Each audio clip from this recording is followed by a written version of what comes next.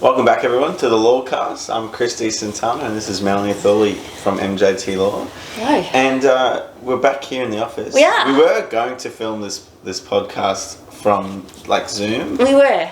But we decided best, and we took a gamble that we're going to be off lockdown. Yes, today. By today, and we are. We are. But when I was, when we were in lockdown, obviously, you have to stay at home, and there's only sort of limited reasons why you could come out of your house. And I don't know about where you live, but my part of the world becomes ridiculously busy. Really? Yeah, lockdown is, I don't know, people just decide that everyone starts walking. And dogs who I'm sure have never been walked in their lives get walked during lockdown. So I'm kind of walking. To be fair, I was one of these people. I don't You're out typically walking around? So I was walking I'm around. guessing the unit doesn't face the road. It kind of faces somewhere else. Yeah. And so I'm sort of walking along the pathways, and I'm talking shoulder to shoulder. And I kind of got to the park, and I swear we were in Woodstock because there was less. But I thought parks were shut. Not this one. Okay. Well, either it was, and how do you shut a park? Well, that's it. Yeah. But it was sort of more people to grass ratio. It was a little bit out of whack. But I sort of walked past this new, it used to be a convenience store. Now I got very curious and looked through the window and everything and saw, it looked like they were kind of doing a cafe in there. Okay. I could see the machine. And they're one of these kind of hip kind of new ones where they also do beers and stuff. And it's okay. I'm not entirely. I have some reservations about that business model, but a little bit of everything. Works during the morning, works in the afternoon, perhaps. I don't think it necessarily works, but it had me thinking, and we've definitely spoken this in the past. Is here we are, we're still in COVID, and anyone that says we're not clearly was not awake for the last 3 days. Yeah, but we've certainly spoken about this. Here are some people who are obviously probably small business owners, and they're deciding to spend the capital and invest and what have you in this new cafe, taking the risk and everything. And I know we've certainly spoken about this, but in times of trouble, there's kind of two approaches. You either lock down, hunker down for the winter, or you burst down and you make moves. And we kind of take different approaches. I know what's your approach to this? Yeah, well, for those of you who don't know, I'm looking at setting up another business. So I'm doing just that. You're doing what they're doing. I'm trying to expand. I don't know why I'm doing it. I certainly don't feel like there's a lot of confidence in the market and so on and so forth. So I'm not sitting there going, I'm going to make a pile of money out of this. I think there's never a good time, so there's never a bad time. That's kind of how I feel. But go on. But I've never heard that saying before. Have you not heard it? No, it came up years ago when I was working, and I'm a lawyer still, but when I was working in a law firm as a junior solicitor, and I asked for some time off, and the partner with which I worked under said, look, there's never a good time to ask for time off, Melanie. And it occurred to me that if there was never a good time, then surely there's never a bad time. That's actually very true, because if it's all bad... If it's all bad and it's all good, then it's neither good nor... it needs to get done. It just has, So I just thought, why not? If there's never a good time, then there should never be a bad time. Because there's always something. Yeah, there's always something stopping why you. It's not perfect. Yeah, there's always a reason. Business owners live and breathe by the financial year.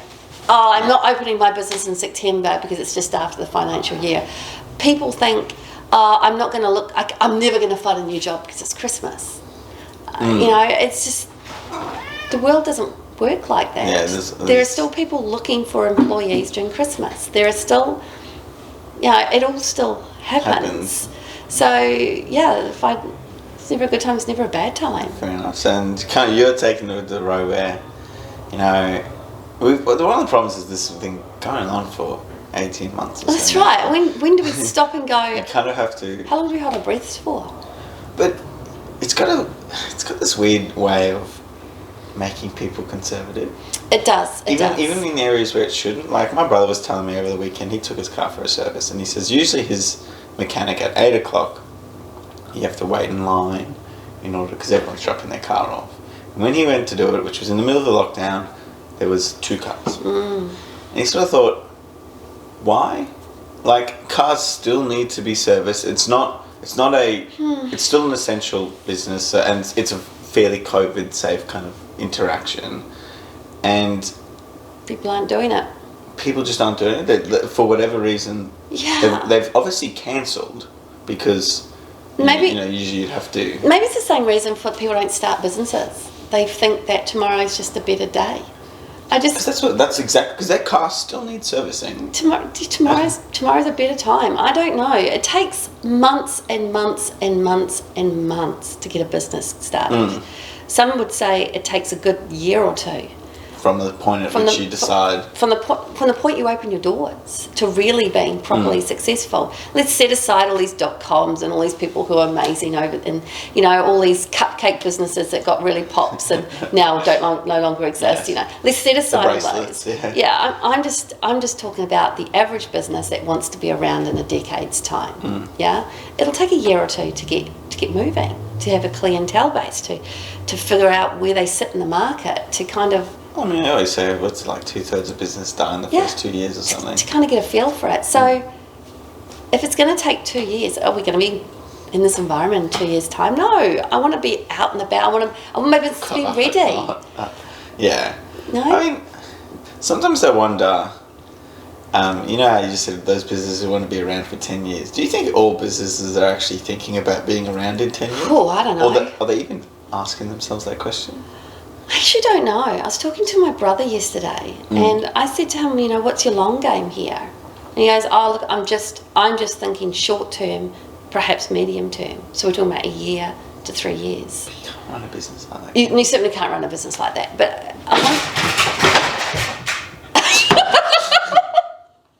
sorry, people. The cat was sitting up on. Was he on top of the whiteboard? It was. I don't know where he was, but he definitely didn't stay there. Not very often they take a tumble. I think he was kind of cleaning himself and then kind of leaned back and leaned off the. Oh, Schrodinger. Here he is here. Yeah. Ego absolutely not intact. Crawling back. Oh, Schrodinger. I just wonder how many people. So Schrodinger seems fine from his little tumble. Yep. I just wonder how many people are just holding their breaths. Are waiting for something new to happen, for someone to. Well, if so many people, I think if so many people are living paycheck to paycheck, there's also clearly a mindset to live. Not necessarily month to month, but short-term period by short-term period. And I just think that those same people also become business owners. Well, that's true, but it's like every Sparky or every Chippy, wants to open their own business, and they realise that they completely underquoted. Yeah. And they get screwed, and they want to not do that again, but don't know how to enter the market in a reasonable space that people will pay.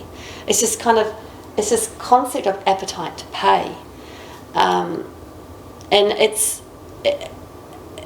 I don't know. It's like a race to the bottom. Because if everyone's working, trying to undercut each other, you end up with everyone losing. Yeah, it's a race to the bottom. So I think one needs to.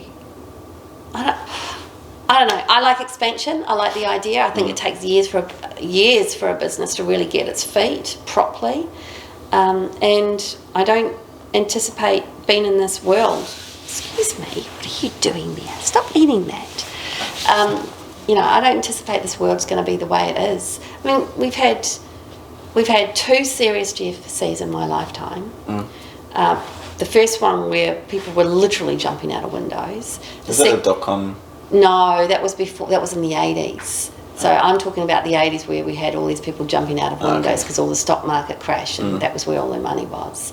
The .com crash was a little bit less of that. Was that in the 90s? Yeah, and it didn't really affect me. Was it not as... Well, there were lots of .coms that disappeared, But it was like the cupcake businesses. Yeah, okay, so you know, they just- .coms weren't big yet. Yeah, they So just kind of went out and we, you know. They eventually came back. And of course, it created some really amazing businesses. Yeah.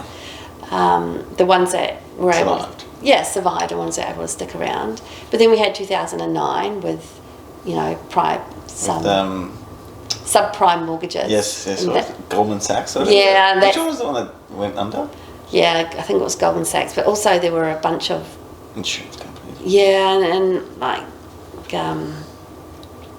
you know, there was a lot of sort of financial advisory firms that kind of had some troubles there, and you know, large accounting firms that didn't survive, and you know, the subprime mortgage kind of concept. And now we've got this. I mean, there's always something. All these are about a decade apart. Yeah, there's always something. It's kind of. Yeah, I'm going to be alive for a lot more than tomorrow, so, well, I assume I am, so, you know, why not keep moving forward? But look, I can understand where people are really going, look, let's hunker down, let's keep the cash in my pocket because I don't know whether I'm going to have it tomorrow. Look, that all makes also sense, but it's just not me. Yeah, I think it's like a fundamental kind of thing in someone's personality. Yeah. It's like how pragmatic someone is. Yeah, well, it's not to say I'm not pragmatic, but I think It's like a fight or flight kind of situation. I'm completely comfortable opening a business in this environment, but I'm not expecting my business to take off in the next 6 months. I don't need it to be super successful the day it opens. I'm not a restaurant that needs a full house for the next 2 weeks in order to be successful. So that's not my business model. I'm not opening a cafe and I need to sell something like that. It's true. I mean, and we know that, yeah, even if you survive in the first couple of years, most businesses don't make $1. As in there's no financial... The entire net outcome for the owner... your P&L doesn't look particularly good. Is like, maybe they make a nominal $10,000 when I first opened MJT, there were a lot of people I met who were literally on minimum wage running their businesses, and you know, for a while there I was one of them. Of course I was one of them, but nobody talks about it. What do you mean? Well, it's because I feel like I certainly know that it's the greatest lie in the universe. Essentially, everybody lies about their businesses. And they're talking shop. Yeah, it is just the thing everyone's doing. No one's telling the truth about how buoyant their business is. Which is problematic. It's actually hard because if you want to talk to somebody about how difficult business is, because business is hard, you're not getting somebody, or you very rarely get anybody who says, shit, I didn't make any money last month. In fact, I made a loss. And I don't know where my next dollar's going to come from. No one's talking like that. Everyone's pretending it's all fine. And that's the weird thing about business. It's like the greatest lie. But do you find that makes you feel lonely? Yeah, look, it's not great because you've got real business struggles. Yeah, everyone does. And you want to talk to. Yeah, you want to put money into something, and you don't know whether it works for somebody else, and you want to kind of bounce ideas off. It's like you want to use other business owners like Google reviews. How did this advertising go? How did this go? You put a lot of money into that. Did that make any sense for you? The trouble is that everyone's lying. You just don't get any sense. All your blogs, everything's just a load of rubbish. Yeah, you just don't get any sense of what's real and what isn't. And of course, you've got lots of salesmen trying to sell you, salespersons trying to sell you stuff, and they're all telling you that their product is the best product. But if you don't get the truth from a business owner who's using that product, how financially viable it was, did it ruin their business because they spent $60,000 on radio advertising, or did they put all their money into billboards, or did they do this and did it work? If they're not, because even the kind of objective view on a business, so what others think about a business, can be a complete lie. I mean, we've seen firms which we thought, they're big. Yeah. They've got a lot of areas of practice, a lot of authors, and they go under. Yes. Because of why? But it's all the things we don't know. It's all the things that we don't know. It's all the things, and you can be making 15 million a year, but you might be spending 16. That's right. And it's still $1 million loss. And you are on your own. That's why all these advertisements, the bank's we're with you every step of the way. We're going to be doing this because actually, are you going to go to your bank? Well, when things are trouble, and what do you think the first thing is going to do? I'm in financial difficulty. I need a loan. Well, can you afford it? No, you can't. Well, it's going to be look. Whether or not the banks are helping you, they can see the issue. They're telling you you're not alone. We're going to help you because they know there's lots of people who need help. You're all alone. Yeah, and if you've got someone advertising that they're going to help you out, you're going to call them because some days you just need help. Look, there are some really amazing things. As a lawyer, we belong to the Queensland Law Society. The Queensland Law Society have an amazing setup when it comes to assisting businesses who are in crisis. And I think, obviously there's a goal there to keep the business at least going properly, so it's not losing dates, so it's not making mistakes, and there's an insurance side of it. There's an insurance side of it, but the knock-on effect is that it actually helps business. You've got someone to call who might not know more than you, but at least has a different perspective. And that's actually really nice, and not every business has that. Yes, I know that the industry commerces are meant to be that. I just don't know. I just don't know whether they are because it's not that. My firm's not that space. I'm not running a florist, and that's where some of those industry commerces kind of help out. The National Retail Associations and all these kind of spaces. But I actually don't know how helpful they are. If anybody out there has any idea. But I guess the bottom line is, I'm out there. I'm going to start something. You're going to get into it. Yeah, I'm gonna. Kudos. I think. It's also, none of these things happen overnight. I've been thinking about something for years, and now I've decided just to move forward on it. And I don't care that we're in the middle of a pandemic. People still need what I want to give them. Funny you should bring up the last year. You said, do you remember when it happened? Everyone became an expert in the subprime lending. They knew. No one even knew what that word existed until that. And then everyone had this understanding about how the banks kind of lend to each other and they buy loans off each other and what have you. No one knew that before. You can't say to me, anyone outside of banking knew that was going on. Yeah, but none of us learnt anything from it. They had all these banking royal commissions. We've still got trailing commissions. We've still got, set aside what we know about subprime mortgages and how that works.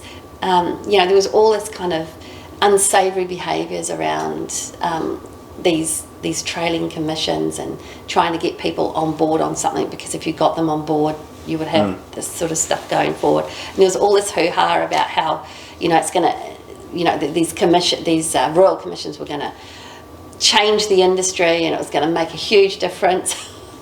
I don't think it did. I have a mate he works for a bank, one of the big four, and he's in their finance, he's in their finance team, but it's not a lender or anything.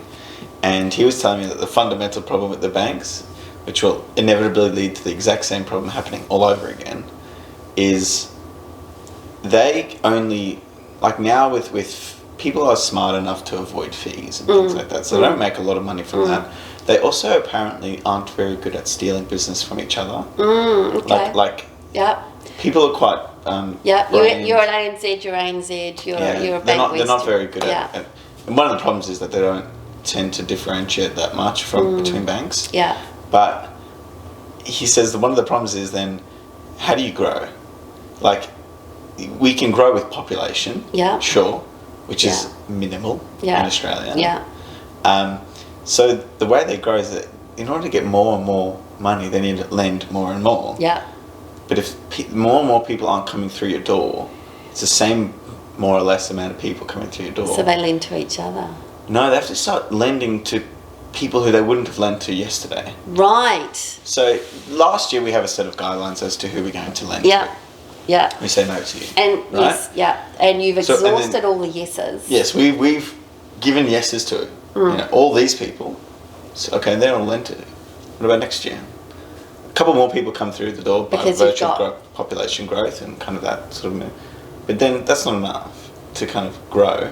So then I didn't like you last year. Your financial position is the exact same as it was last year. This year I'm gonna lend to you. Right. But you're just as risky Yes. as you were Last the year or previous yesterday year. or whatever. But just simply by virtue of the fact that I need to grow, I'm going to lend to you. And then, but that has a kind of building effect. Yeah. And year on year in, it's And in a happening. decade's time. Yeah, it can only get so far.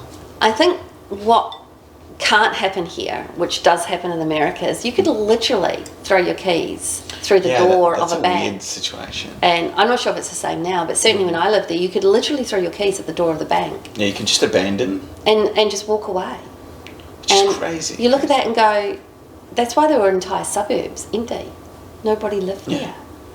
And you could buy, houses in these suburbs, but these suburbs became really dodgy areas. Naturally, if you've got like a 50% vacancy rate, It's just, um, people are going to move in. you're going to have squatters and all sorts of stuff. You're going to get people. Yeah, so I don't, and this is and this is the knock-on effect, an interesting issue with people who don't have insurance and live in high-risk zones and wonder, and yes, it's very sad. They don't have insurance, their house burns down, they've got 2 children, 3 children, a dog, their entire livelihood's just gone down with it because they are, running their own business, and a fire's just taken out their entire livelihood, yet they still have to pay the mortgage on that house.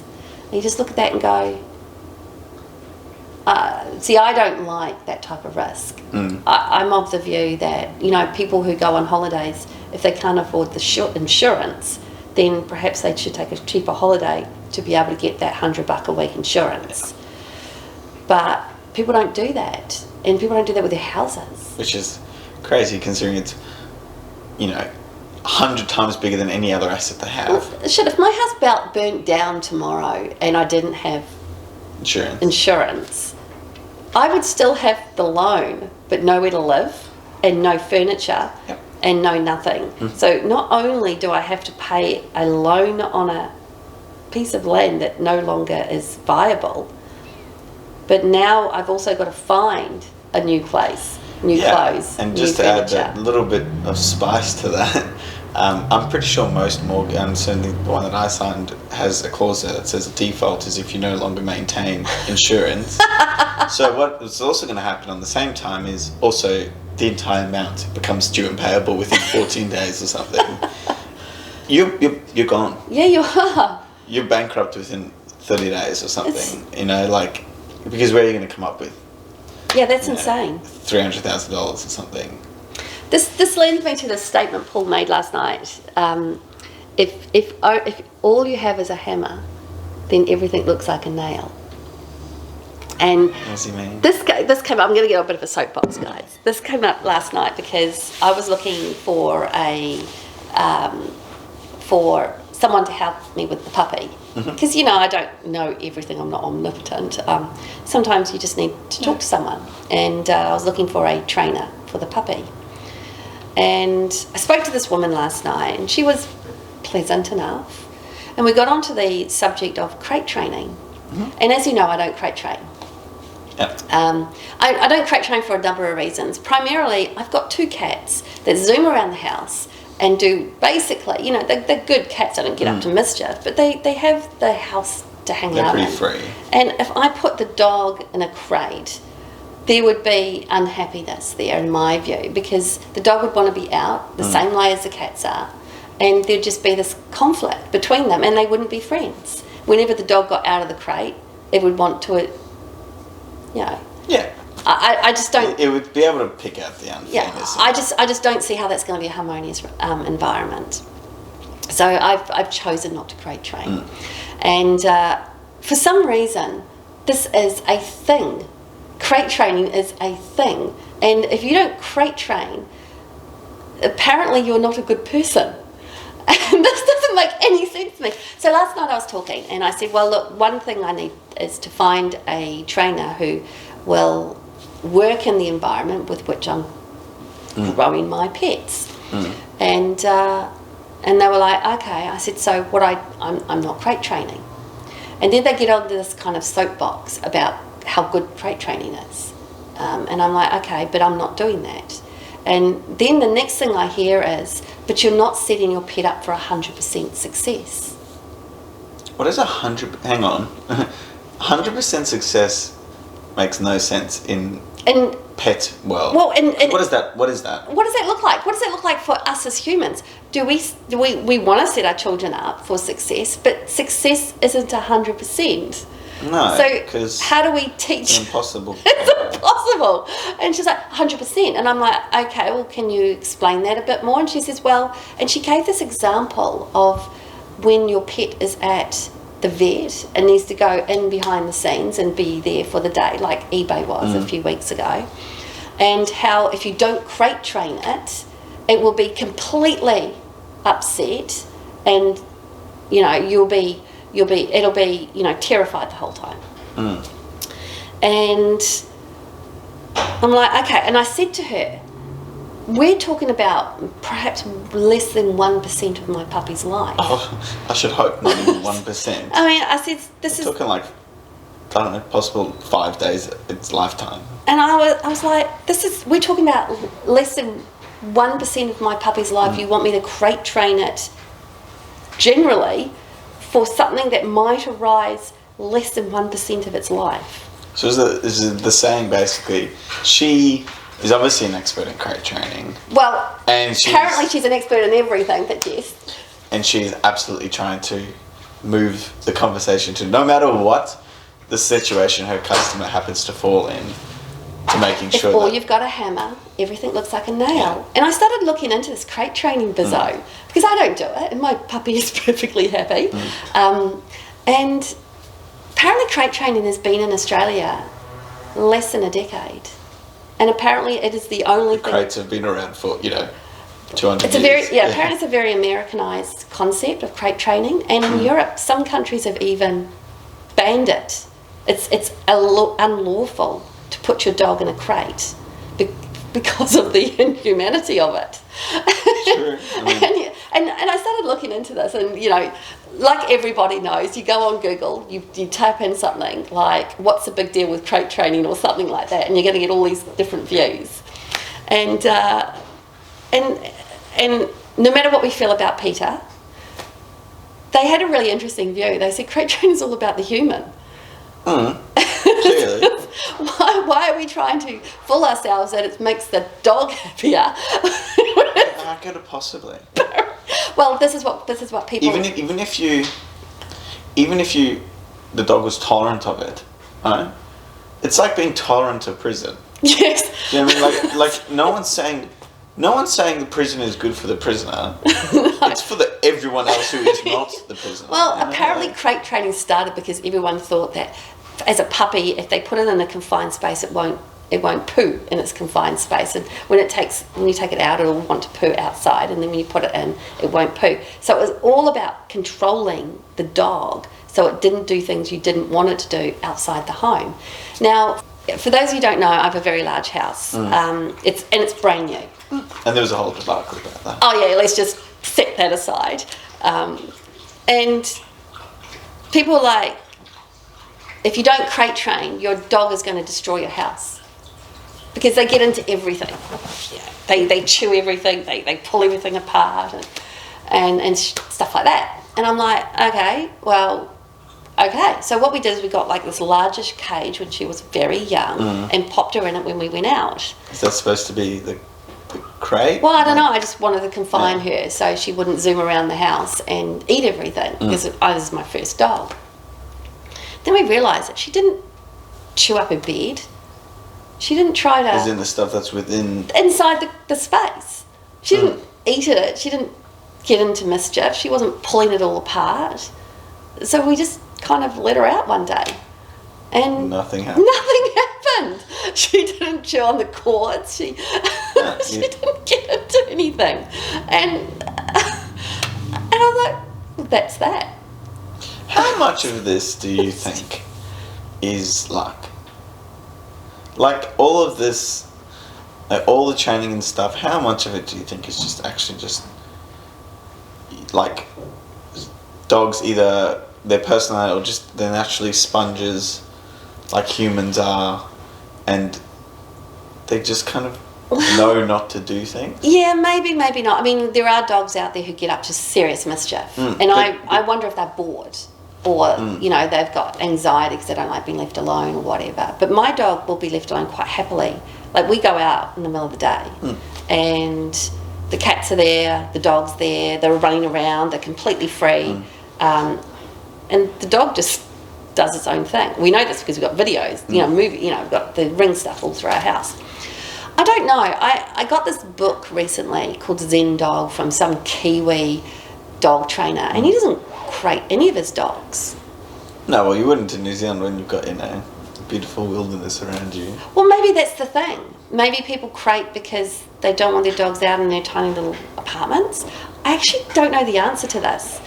But I don't understand how crate training would improve the situation. Well, how would it transmit to anything other than the crate? I don't know. You know what I mean? Like, okay, let's say less than 1% of the time they're in a cage. Yeah, let's say you have a situation where you transport your dog all the time for whatever reason. That's the thing. I get it then, because the dog's going to be in a crate a lot, right? But if that's not the case, which, you know, for almost everyone would be the case, I don't see how that would, I suppose, translate into them being a good dog generally.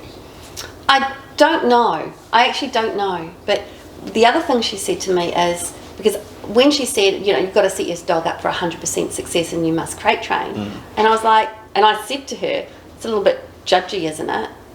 Yeah, it is a bit. She was like, I said, what you're saying is by not crate training my dog, I'm not setting it up for success. Isn't that a bit judgy? What did she say to that? She says, no, it wasn't. And she gave me this example of the less than 1%. One example, which my dog's not going to be happy at the vet anyway. Like, that's a good point. Because obviously something's wrong. It's going to be sick. It's going to be drugged up. It's going to have an operation, it's going to be perhaps. Loud. It's going to be all these things. It's not going to be happy anyway. I'm not sure how crate training is going to improve that. Anyway, and I just said, isn't that a bit judgy? And she'd use this 1% thing. And this is where it came, where Paul said, well, look, if all you've got is a hammer. It's a good saying. Like, I mean, we as lawyers have to think about this all the time. Is you can kind of give a scenario, like a fake scenario, to 100 different lawyers, all who work in different areas of law. At some point, everyone becomes generally specialists at one sort of area. Yeah, get good at something. They'll find that problem within that scenario. That's right. But then someone who works in a completely different area will find a completely different problem within that same scenario, but miss what I got. Yeah, and that it's one of the problems is because you need to make sure you're not having the blinkers on. That's right. And we also we see the issue, we think we know what the solution is, and we want to tell them what that solution is, but it might not work for that business either. And you just go, well, let's think of some other ways it can work, and that's actually our job. Then she said something that I'm going to be a little bit controversial here, people, so switch off now if you don't like controversy. You should just be a massive weirdo. Just phone call after phone call for those who are listening. She said to me, you need to find somebody who is qualified and trained, because it's a completely unregulated space, dog training. And I just thought, well, hang on, if it's unregulated, how can you become qualified? That's exactly right. It's just, I feel like, and this is where the controversy comes into it, it's like chiropractors. Yeah. It's a completely unregulated space. Anybody can become a chiropractor. Yes, I understand that lots of chiropractors out there believe that it is a science as well as an art, and so on and so forth. But I can take a course in chiropractic overnight and become a chiropractor. The same thing with, I mean, what makes her particularly more qualified, because she's taken a couple of weird dog courses, in something. She's had a dog since she was a kid. And she's had a dog forever. I've been doing this, she said I've been doing this for 2 decades. Well, I mean, you certainly know this, but I think I am 25 going on 65 because I am a massive skeptic on everything. Anyone that is not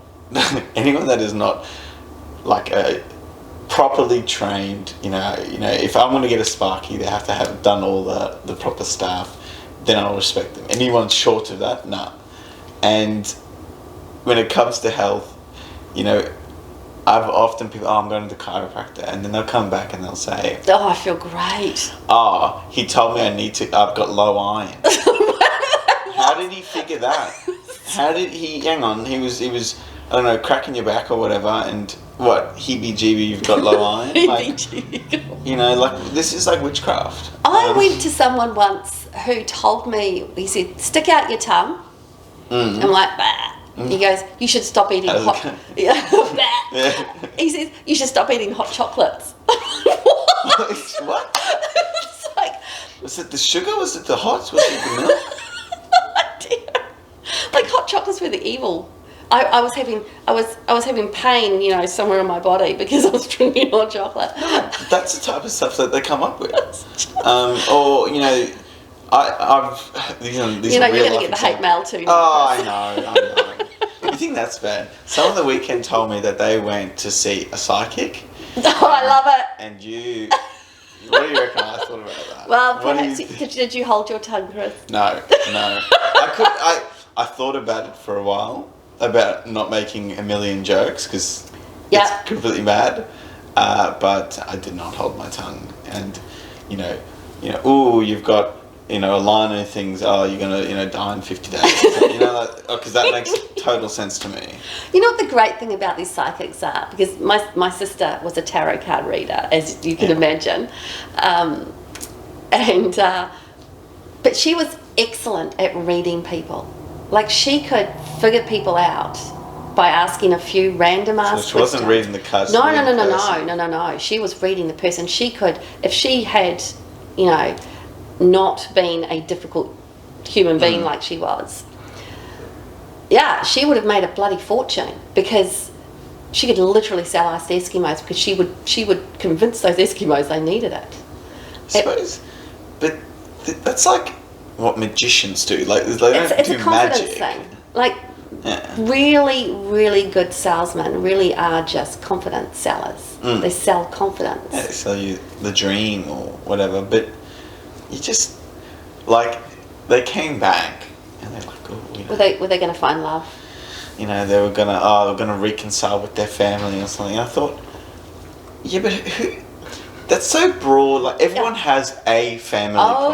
Right? So just say to someone that they're going to reconcile, they'll then confirm it in their mind. Confirmation bias happens. It's confirmation bias at its worst. It is. And I kind of made the joke that they say you're going to talk to a dead relative, and they go, "Start." I'm getting a beginning with an A or a B. And you didn't have the glass of wine thrown at you. D E F G H. And you wouldn't have to get through to me. Honestly, it's confirmation bias because if you were to, because you get even if it's a mild reaction, these people are very good at it. Yeah. Even if it's an eyebrow raise or something, a twitch, they will pick up on it. It is very, very clever. Yeah. And then it kind of went to the whole. It was, I said, so this was yesterday. Does this guy truly believe his business is essential? He shouldn't have been going there in the first place. Like, on earth? Can you imagine one of the exposure sites being the tarot card reader? I don't know what he calls himself, whatever that is, the mystic or whatever. He did a few tarot card readings which weren't COVID safe, and ooh. Well, the tarot cards themselves, pass on COVID. I got fully vaccinated yesterday, yes. Which I'm super excited about. Feeling great, by the way, everyone. Didn't feel ill whatsoever for either of my jabs. And I was at Kipparan, and they've got this mass vaccination centre. And there were these people there waiting who hadn't booked, which is completely fine for Kiparinga. You just go in there and stand in a different line and wait. And the guy came out at 8 o'clock in the morning and said to people, right, if you all, we're not jabbing people with walk-ins with Pfizer today, we're only doing AstraZeneca. And everyone left. What sort of demographics are they? Yeah, well, there was a family there with, looked like they were older teenagers. There was, a few couples there, probably in their 30s, maybe 40s. And I was just like, well, if you're ready to get vaccinated, why don't you just get on with it? I just don't understand what you're waiting for. You're waiting for... And I just... It came up last week where someone told me that the vaccinations don't work anyway. And I'm sure it's ludicrous. Well, you know me. I'm one of those people to go, I don't believe that at all. But then I'll go, well, let's look at the evidence, because maybe they're right. But I'm not going to just believe it.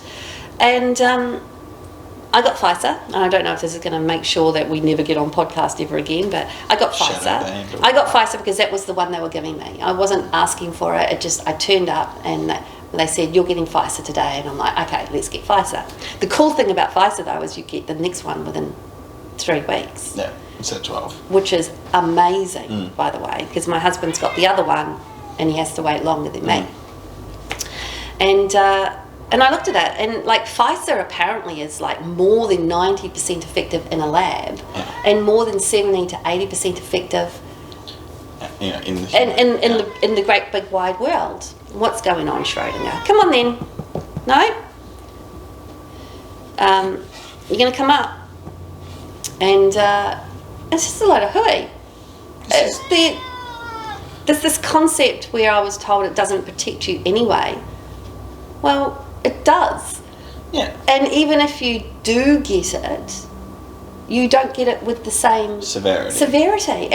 And some of those long-term side effects, or whatever you want to call it, injuries, are really grim. Well, the one that scares me the most is the lack of taste. And I don't know about you, I really like food. Taste. I'm not. I'd be devastated. I think it'd be really I'd be really devastated if I kind of lost the ability to enjoy food. Yeah, I agree with that. Because without taste, food is nothing. I ride my bike into work every day. I wouldn't there's some people can't even get upstairs anymore. I just look at that and go, why wouldn't you want to be jabbed just for that side effect alone? Let alone when none of us are going to be able to travel ever again if we don't. You got to.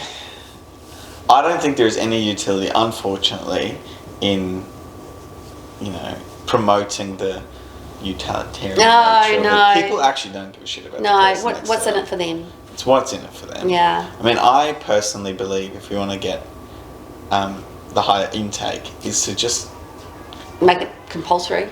Well, or tell everybody that they can't cross the border into New South Wales without it. That sort of thing. I think you first try the carrot, but I don't think the carrot has to be sophisticated. Okay. I don't think people are sophisticated.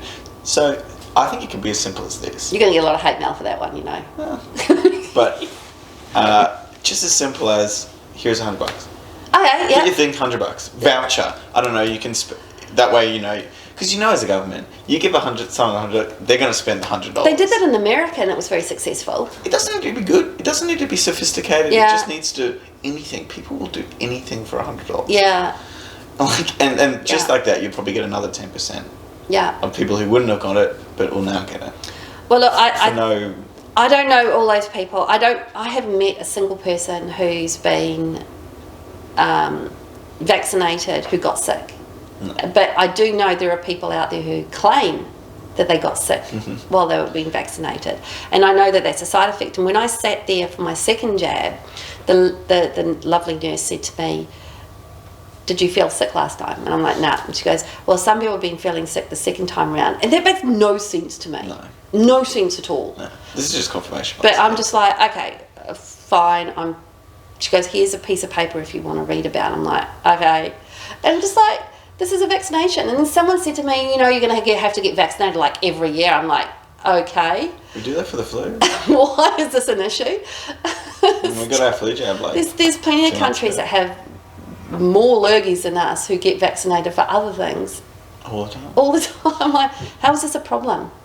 But again, it's this kind of concept of all you've got as a hammer, everything looks like a nail. Yeah, if you just don't, it's easy you just to don't say like no. it, you just find reasons. Yes. But I just like it costs nothing for us, firstly. But I wonder how many people. I wonder if Wednesdays are the most busy day for Pfizer vaccines. Because everyone hates Wednesdays. No, because I reckon you could probably get away with 2 days of sick. Ah, so, yes, get away with, yes. You know, yes. As in, oh, I'm feeling a little bit doughy or, you know, a bit off.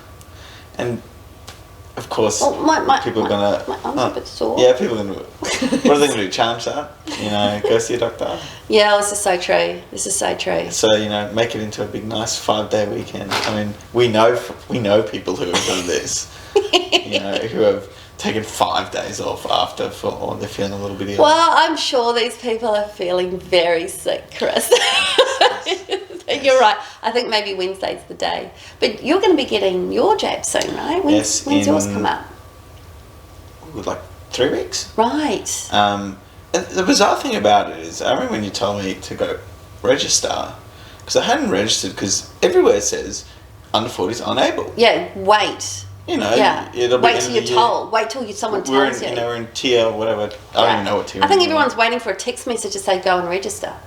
But there was nothing stopping me, and in fact, I got the booking like within a week. Yeah. Like, and I'm sure I'm probably going to get the Pfizer one, but yeah. So why are we? I don't know. Trying to keep it on the low key, like. I think there's a lot of people out there who don't realise that they're eligible. They can at least put their name on the list and then see what happens next. Because I was talking to Nera and she didn't realise. Well, I didn't know until you told me. Yeah, I was just like, get your name on there, because why not put yourself on the list? I actually don't know. I think there's probably been... I mean, you can go to your doctor and speak to your doctor about that, but there's a lot of surgeries who say don't talk to us about it because we don't have any information on it. You can't get the jabs from every medical facility. I actually don't know. I mean, like, everyone's going on about how well or not well, but look, at the very early days, at the very least, the media were completely against it, and now they're completely for it. I mean, how duplicitous is that? Well, I mean, you can certainly see why the utilitarian regimes in the world, they'd get these. That's what Paul said last night. Because they were starting from A. Anyone beginning with an A in their name, get in there. That's it. You're doing it. You're doing it. Yeah, you're absolutely right. Fined, you know, stuff like that. And you reckon their media would be talking about blood clots? No ways. They'd be telling them you dare report that. That's right. Yeah, I mean, obviously there are challenges with each space, but I see a duplicity in the media that I have not enjoyed when it comes to this sort of thing. You know what they are. Well, I do know what they're like, but if we're asking our community to have more of a civic interest in this, then just publishing something that... I know the media are there to sell. They're sensationalists, yeah, yes. They have to be because that sells, right? But surely the media in these situations play a more important part about providing information than it is to sell that information. They just would. I don't think they're shareholders or their board directors. No, I think you're right. You're absolutely right. But there is a duplicity there. I have not appreciated. I mean, we have the I think it's called the Telecommunications Act and stuff, and there are a heap of things that the government can't force the media to do. I wonder if that. Yeah, I mean, there's all these rules around election time. So anyway, look. I guess the bottom line is, yes, I was very unhappy with this lady last night I spoke to when it came to the cage, because I don't like it, and I don't see why I have to teach my dog to be in a cage for it to be happy less than 1% of its life. And I was looking actually at this, because you know me, I get quite involved in these things, and I was looking at where caging came from.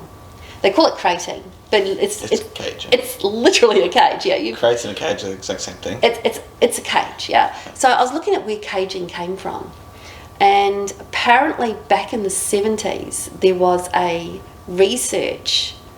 piece of research done by an American who started with the premise that dogs and wolves, pet dogs, domestic dogs, and wolves were the same. And besides the fact that they've evolved so much that they're different species, but there was this premise that they were the same, and wolves like to den. And apparently that means that dogs also like to den. But that started with, I believe, a false premise. And no one's everyone says that it's a false premise. Everyone knows it's a false premise. But they haven't stopped the caging. Even though it's based on that. That's the only basis I can see from caging, where it comes from. Apart from now everyone's saying it's a great thing. But also... confirmation bias. Also, I mean, we know wolves are territorial, but their den... Like, you know how there's like one pack of wolves in the entire Yellowstone National Park? Like... Their den's a large space. They're large, you know, they're hundreds of kilometres. Yeah. So, again, how does fitting it within a box translate to... But not just... You know, their territory normally is, you know, not just thousands the box. of kilometres. They reckon that the cage or the crate for a domestic dog should be only big enough for it to stand up and turn around in. Yeah, I don't know if I buy into this whole thing. I mean, but I don't know if you saw this other piece of news this week that the Australian regulators for airlines are looking to allow pets on planes. Like they do in Europe. It's like really they do in brilliant. Europe. Just buy a seat and get on with it. Yeah. I would totally do that. And, I mean, before you jump the fence, the airlines have put a preliminary view that they're not going to allow it. Yeah. Because, I don't know. What, they prefer a seat for a human? What's the difference? Well, I mean, part of me thought, I wonder if we're doing social distancing on the plane, whether you can kind of like... Bring your dog. Well, bring your cat. We can't be, if there's a seat in between us, well, I mean, you still sell a seat if it's a dog or a cat. But I looked at, like, sometimes I like looking at the comments on things that I know are going to be divisive. Oh, yes, I can imagine this one. And, yeah, it was just pandemonium in the comments section. Like people, I think people thought it was going to become like a legitimate barn. What? Like what I imagine Noah's Ark must have been like. Like dogs constantly barking, cats constantly... What about children? Children on a plane are incredibly disruptive. That's true. And and everyone can't tell that kid to shut up because it's somehow, you know, inappropriate to tell somebody's mum that the kid is fucking annoying everyone. Excuse my language, people. But I mean, I personally don't have any issue with it because, I mean, I've actually seen what it's like in America and stuff, and it's just not an issue. No. Because people who have pets, or children for that matter, know if their pets are going to have an issue with the travel. And they don't want to be that person on the plane. Well, it's also most people who can afford a plane ticket normally have quite well-behaved pets. Yeah, because because they've been really dragged expensive. around in other things, you know, like in these, you know, Gucci bags and stuff like that.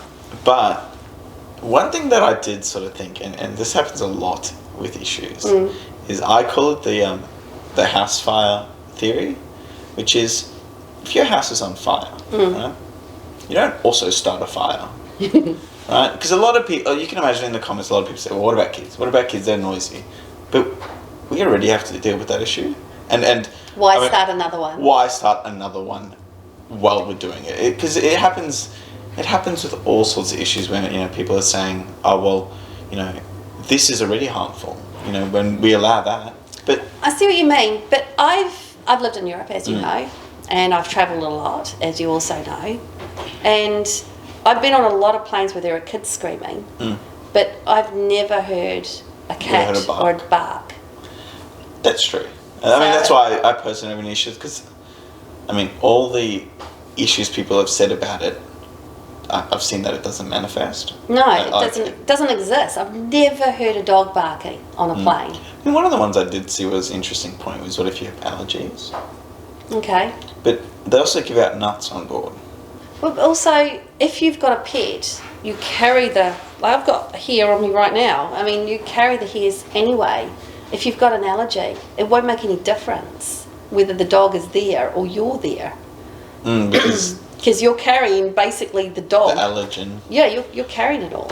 I just don't know how that would make any difference. But one of the interesting things is that they didn't allow the pet to, well, they're not going to allow the pet to be like free. So they maybe crate training will have some benefits if you want to travel with eBay a lot. Yeah, maybe. They said it'd have to be in a crate. Well, eBay sits in my backpack. But, you know, she'll sit in my backpack for an hour without worrying about it. I can always pop her in the front. Yeah. And she'll just sit there. And if she has a seat next to her, I could leave her in a backpack and pop her down. Or she'll sit in a little squarey thing. I could easily pop her in a bag. Yeah, I mean, what they said is it had to be restrained, and the media kind of took that as being crated. Yeah, because crating is some weird thing that everyone's doing now. I don't know. I don't Everyone's know drunk the if Kool-Aid. being restrained equals being in a crate, personally, because I think there are other ways of doing that, but I get what they mean. Yeah. Like these little Gucci handbags, that's essentially a crate, right? I mean, it's... Where do you some sort of line? travel space. But yeah, I wonder though whether they should do it but indicate which seats are A doggy pet seats. friendly. Yeah.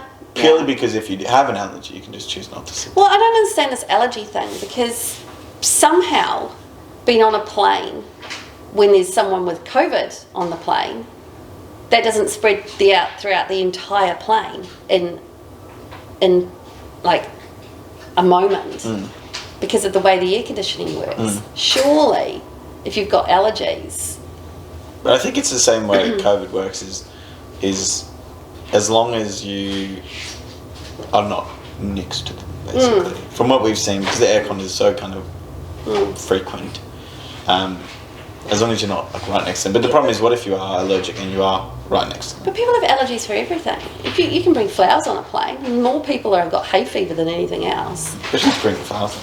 Sorry? Who's bringing flowers? Oh my God! Have you not been on one of these regional flights where people are bringing? When Paul and I went to Samoa, and because it was Christmas, there was this thing where people got these giant wreaths. Yeah, I know the one. Everybody had one. So the plane was covered with these, like there was maybe 50 or 60 of them on the plane. Where were they? Because it wouldn't really fit in the... No, they just had them sitting on their laps and things. So, I mean... Yeah, fair enough, yeah. Hay fever bit well, it's really going off. I mean, if you don't have... If you're not prohibiting that sort of behaviour, I just... Why one other thing? And you're right, the nuts thing or the But it does come back to that fire issue. Yeah, we already have those issues. You know, do we... Yeah, okay. You know, because a lot of people talk about it with like, oh, well, you know, why don't we ban alcohol? Why don't we, you know, gambling's bad for you, so why not allow, you know, recreational drugs, for example? But we already have problems with alcohol. We already know it's... Why would we create more problems? Well, I'm going to be a devil's advocate here and say it's a little bit like that if it's never a good time. It's never a bad time. Maybe. I don't necessarily agree that alcohol should be as readily available, or you know, cigarettes should be as readily available. It's just they were able to tax those, and therefore it's a historic thing. But yeah, anyway. Yeah, maybe that's the thing, the saying for today's episode, which is, what was it again? Never a good time. It's never a bad time. There you go. All right. Well, that's probably us for the week. Yes. But we'll see you next time on the Lawcast. Thank you very much, everyone. See you later.